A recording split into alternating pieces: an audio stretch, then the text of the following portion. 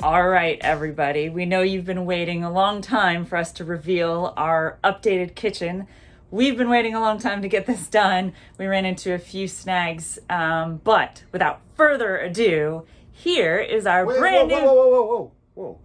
What? What about all the video that I took of doing the work? They're not going to watch that if you just show them what the kitchen looks like now. Yeah, okay. Just hang on a little bit longer. Watch all the work that Kevin and I did to get this done. And then at the end, you will see the final reveal. And if you don't want to watch all of that, we won't blame you if you just want to skip ahead. Here we go. Welcome to part 3 of our kitchen remodel. So part 1, we did the demolition, taking out the old sink, the old cooktop, and the old countertop. Part 2, we saw the new countertop go in. I installed the cooktop as well as the faucet, and everything is working great. So the next step is to do the backsplash. I hope you guys are going to be as impressed with it as I am myself of what I have in my head. So I hope you'll follow along as I install the new backsplash.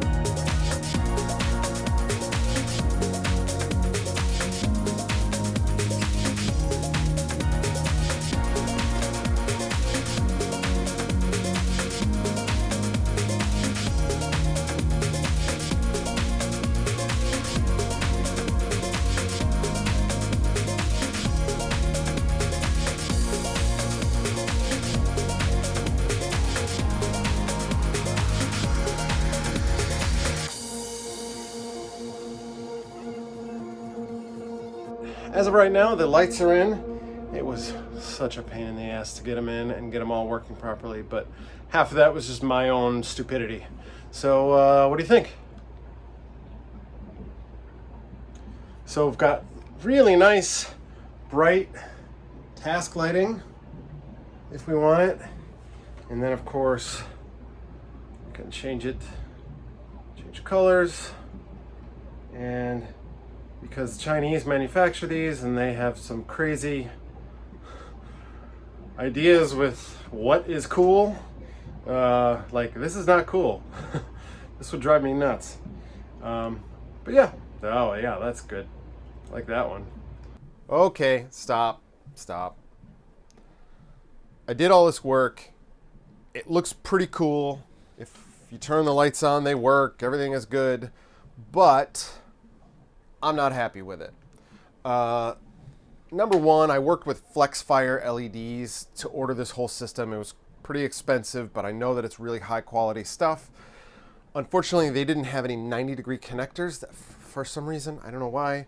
But they sent me these other connectors. I said, okay, I'll make them work, but I'm not happy with them. You can see in the corners, like back here, on this corner down here, you have these dumb-looking wires and everything. I want 90-degree connectors. They found another supplier that had some that would work with their LEDs, and so I ordered from that supplier. They came in a couple of days ago, and I'm going to put those on. But that's not it. I'm not thrilled with the plastic angle that I chose. Number one, it flexes a little bit, and I'm afraid that over the years it's going to flex. And I'm also afraid that maybe I didn't get it perfectly straight, and I want everything to be done right. If I'm going to do it, I'm going to do it right. So I'm going to replace all of those. What I got is aluminum. My goal is to redo all of this, and then once that is done, I can order the last pieces to get this thing totally finished up.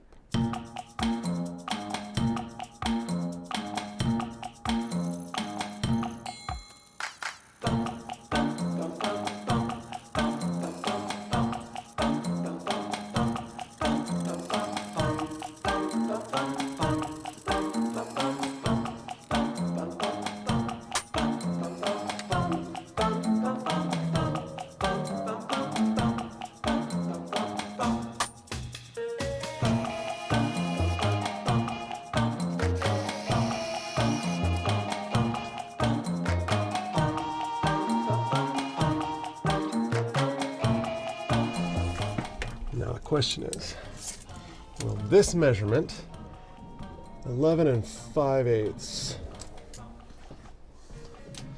here, 11 5/8, dead on. That makes me happy. It's perfect. Sweet. All right, now I'm just gonna put the rest of these up, and you'll see what that looks like right now.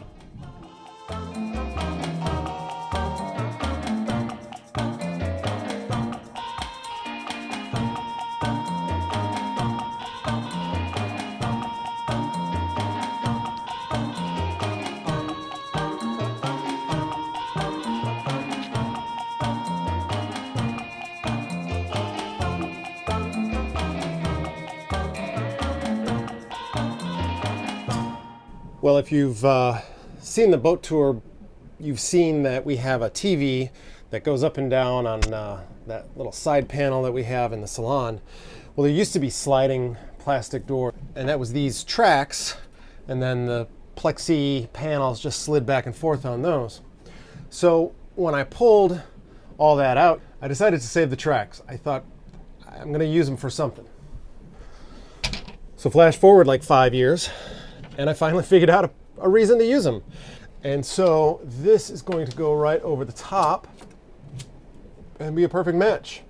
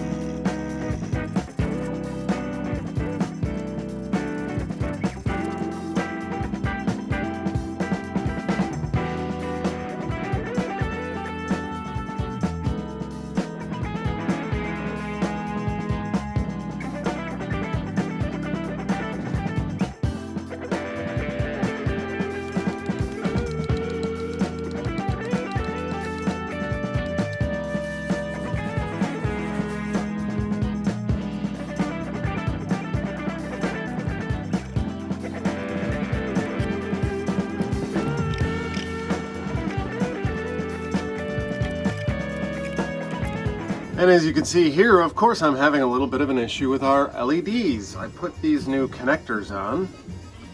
As you can see, these 90-degree connectors that were not from FlexFire, but they did recommend that we could use these. They looked great. I thought, oh, these are gonna be perfect. I put them all in. They were working wonderfully. And then I noticed that this one just wasn't working right. I wasn't getting the red channel over here, so I could get everything except red on these strips. And then I started just checking all of them, making sure they were good, and I noticed that this one was really hot yesterday. These LEDs had been on for a while. It was hot. I mean, too hot for me to touch. So I replaced it with this one, and now I can't get these to light at all.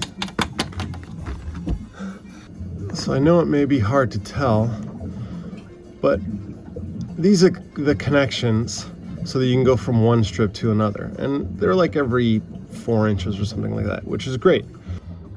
So these connectors, as you can see, this just basically goes in like so. It makes a nice connection, and then you just put the strip over on this side. On a couple of these, where the connections had been made with the original connectors, had kind of destroyed those connecting points, and I couldn't get a good connection onto one of these. So this one was messed up. So I couldn't connect anything to the end of this strip. So I made a cut here, just use these butt connectors, and it worked fine. And everything was working great, as I said, up until over here.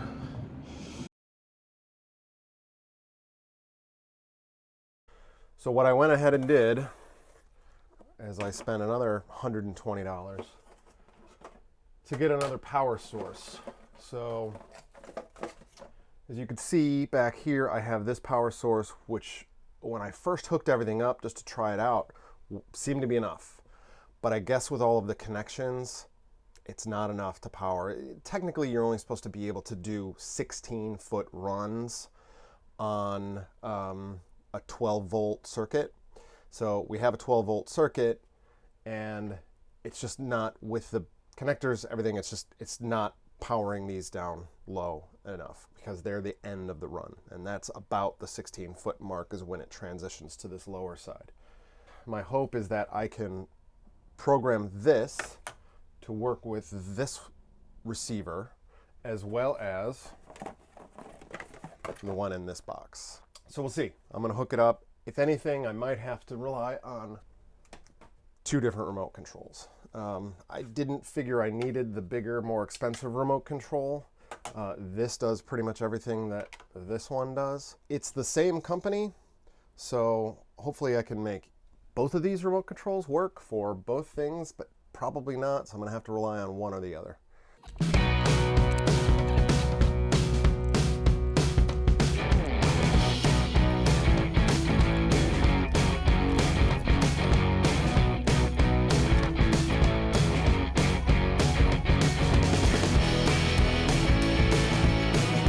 Okay, we are now on, I don't know, day 20 or something like that.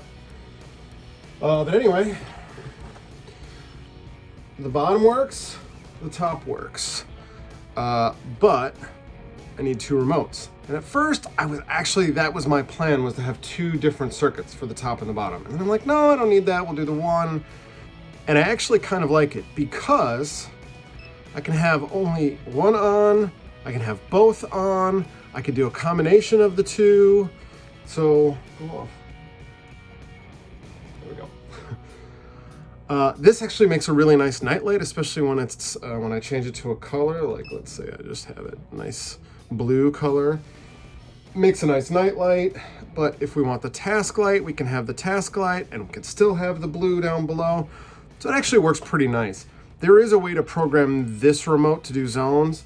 I haven't been able to get this remote to talk to this light strip, and I haven't been able to get this remote to talk to this light strip. I'm still working on it. It actually took me 3 years to figure out. That's right. It took me 3 years to figure out this remote for the lights that we already have. We got the glass and then realized that there was an issue with the glass. So I took it back yesterday. They fixed the issue, and now we're going to install the glass. And then it's done.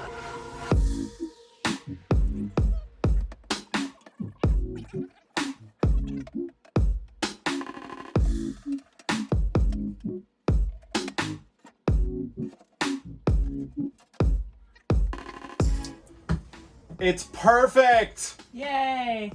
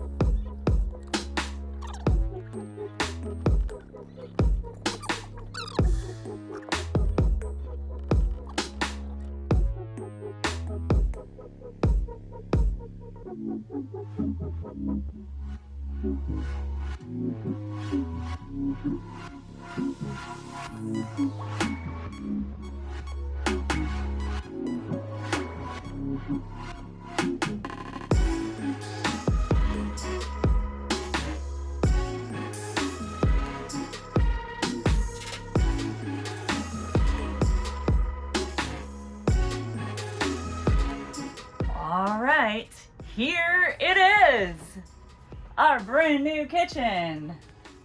So one of the things is we wrapped our refrigerator. If you remember, it was a nice 80s beige. So we thought we'd freshen it up. We got white countertops, so we thought we'd go with kind of more of a white theme. Kevin also painted the handles here black instead of brown.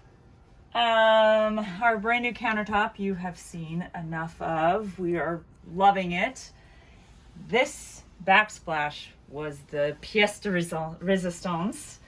So if you can see here, there's glass, and it's frosted glass, and behind that we put some, it's like a plastic that's metallicized. It's painted like silver behind there to act as a reflective material. And then we have a strip of LED lights on top that shines down, and we can change all the colors out. Ooh, fun. Mood lighting. And then we capped it off. There's a metal channel where the lights are, but then we capped it with some teak. Our sink here, we are loving. Very deep, very usable. Our touch faucet here, which I have to turn on, is fantastic. Hope it's helping us save water. And then the built-in soap dispenser here is fantastic too. So we're really, really loving all of that. Our stove, not 100% happy with it. It's working pretty well. The big things are that it's hard to really get two pots or pans together here because the burners are so close to each other. We're getting used to what settings work best for different types of food. It's been freaking out a little bit, the controls, so I might want to reach out to them, potentially send it back. I just don't want that to go bad. And then we did also wrap our dishwasher too to match the refrigerator. This is one spot we do have to finish, so not 100% done, but this panel just pops out, and we just have to sand this down and get rid of all this glue because there was the old kind of counter facing came down here in front of the old stove. So just need to clean that up. But other than that, pretty much done. As you can see down here as well, we have underlighting, and that too can change colors. So we can have nice mood lighting. We can do various options, different colors on the top and the bottom or the same. And what's really great about that too is it helps give us light inside our drawers. Well, there you go. That's our brand new rehabbed kitchen. Thank you all for watching. We really appreciate everybody liking, subscribing, hitting that bell so you hear when we have our latest video uploads. And we'll see you guys next time.